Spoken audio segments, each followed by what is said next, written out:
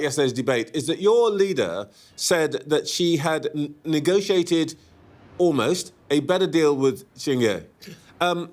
Everything's over now, as far as that's concerned, so you can be quite open. Where's the proof that there was such a deal?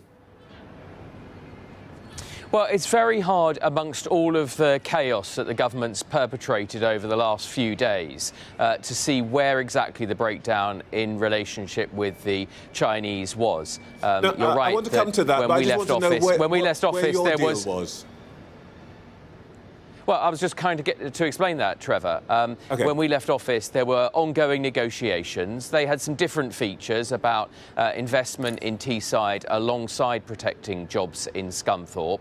Those that were close to them, not just Kemi but others, were very clear that at that time was the preferred option of the British Steel owners. Now, subsequently, clearly, something in that relationship has gone wrong. That's why we supported yesterday's action as the least worst outcome of where we were. It's a botched nationalisation. There's clearly still more work to do because the taxpayer is now picking up the bills for a business that is still owned by its Chinese owner.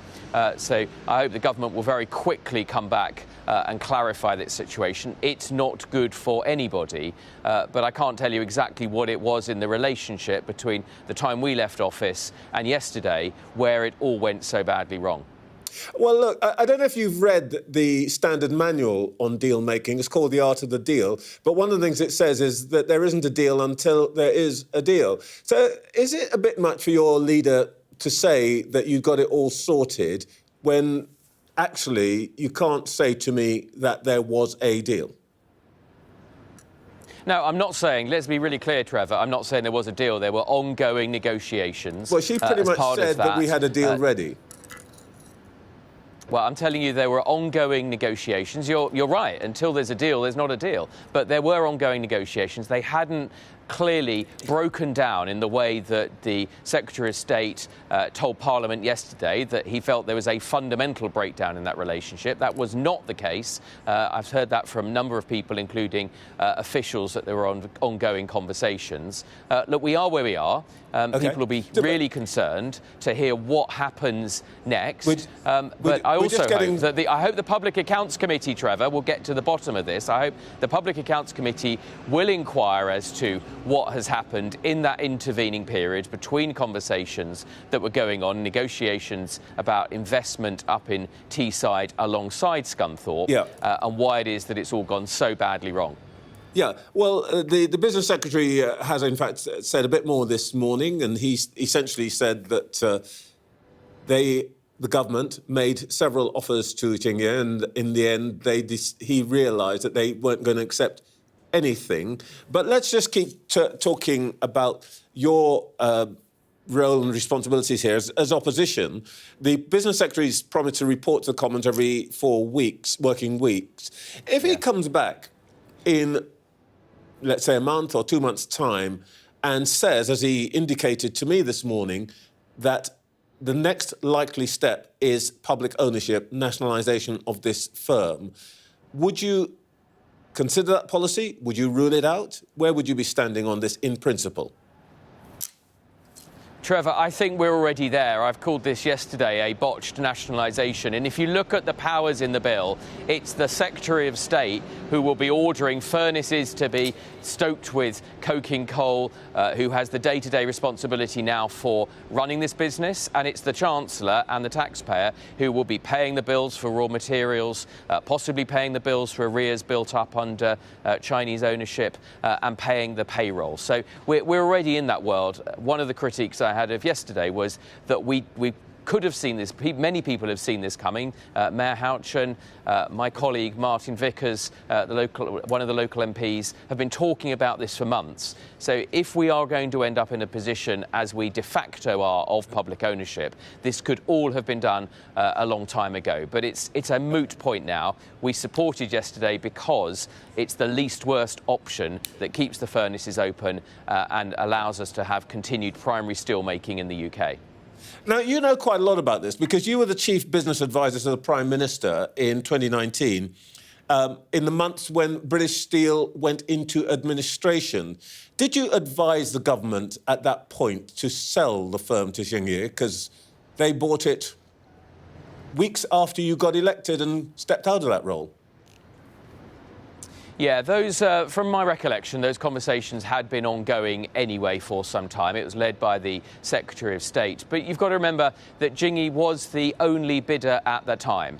It was a deal that was welcomed by the GMB Union, by the Community Union, and by UK Steel. And indeed, they subsequently went on. That we should take and it. They subsequently went on. Well, it was the only deal at the time, and many people, including the British Steel workers, the unions on the ground, local MPs, all wanted that deal to happen, and it did indeed go on and get investment into Scunthorpe and keep the business going. So, look, there's clearly been a breakdown. The world has changed. Did you have any doubts at the time?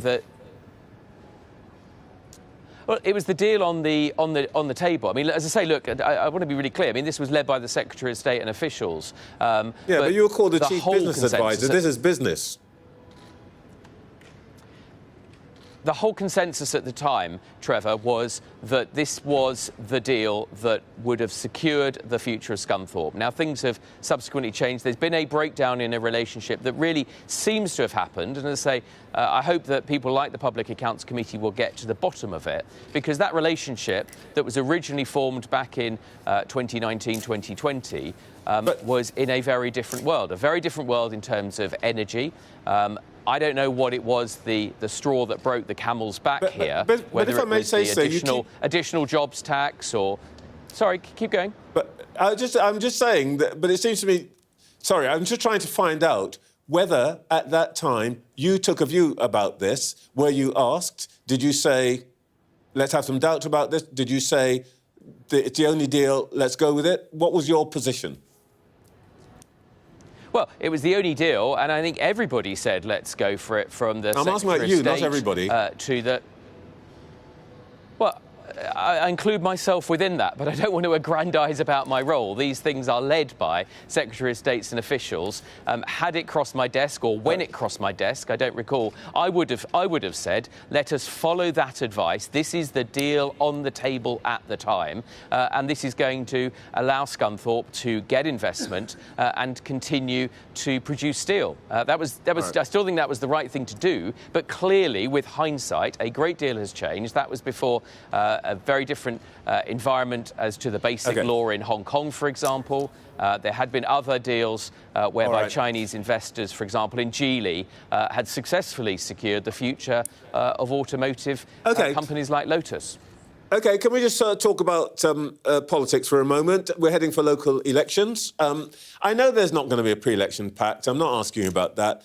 But can we be absolutely clear, because your leader's been given 2 or 3 different answers on this, that you as a party and your leader have no imprintable objection to councils being run by Conservative Reform Coalition if that's what seems necessary locally and the numbers stack up?